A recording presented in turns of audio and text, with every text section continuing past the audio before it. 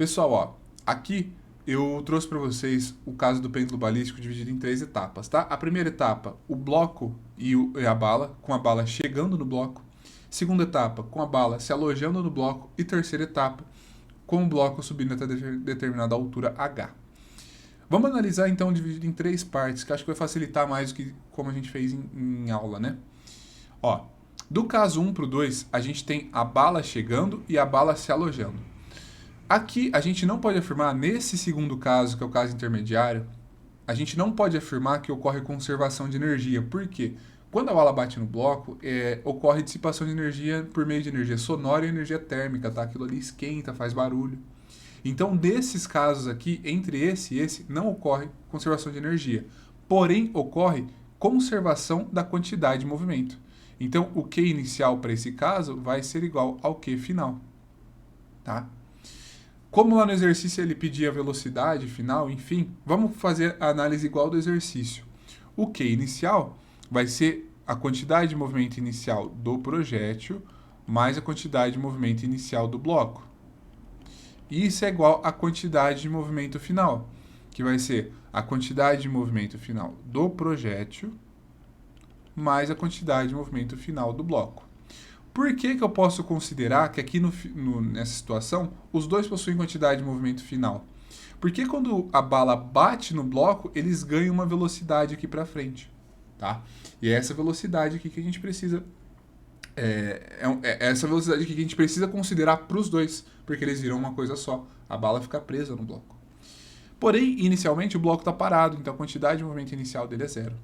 O que eu posso concluir aqui? Quantidade de movimento inicial do projétil é a massa dele vezes a velocidade inicial dele.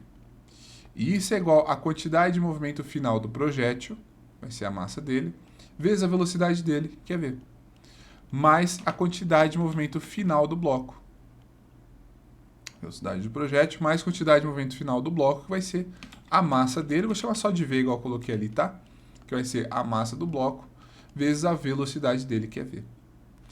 Então, a massa do projétil vezes a velocidade do projétil é igual à massa do projétil mais a massa do bloco. E tudo isso aqui, né, sendo multiplicado por v, que a gente colocou em evidência.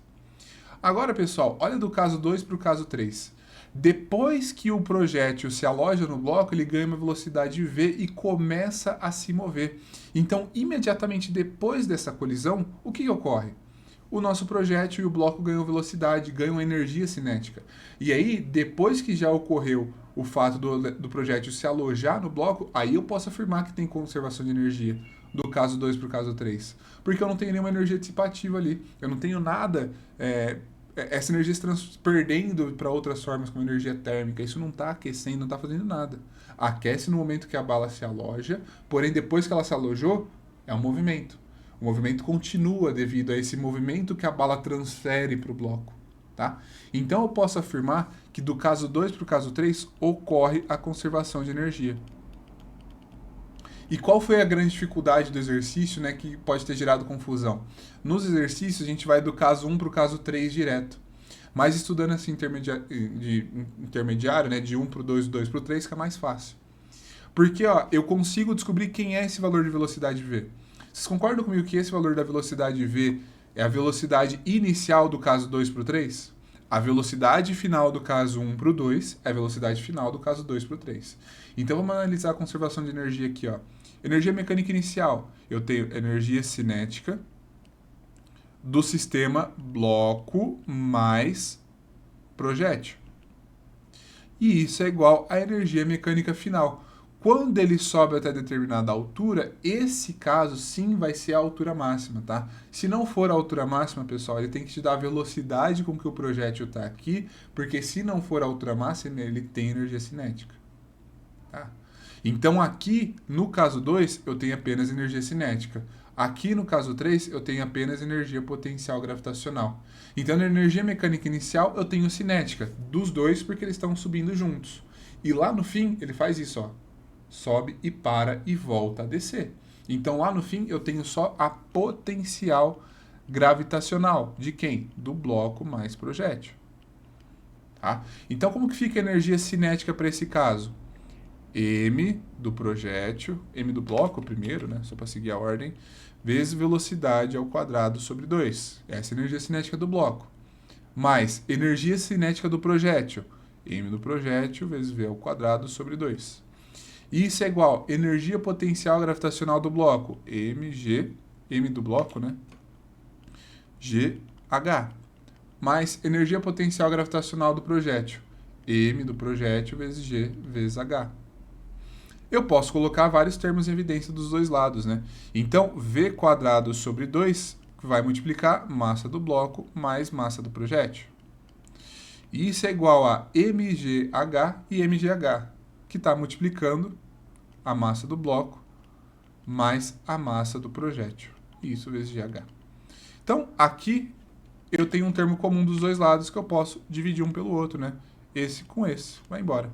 Sobra, então, que V quadrado sobre 2 é igual a GH. Então, quanto que vale esse V?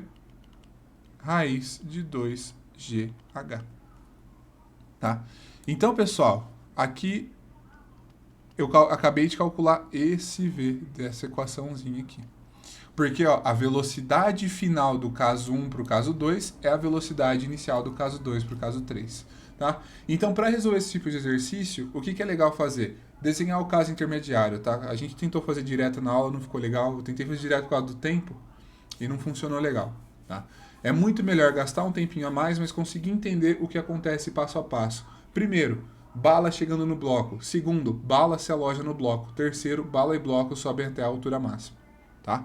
No primeiro caso, eu tenho apenas conservação da quantidade de movimento do primeiro para o segundo. Por quê? Quando a bala bate no bloco, há dissipação de energia na energia sonora e energia térmica.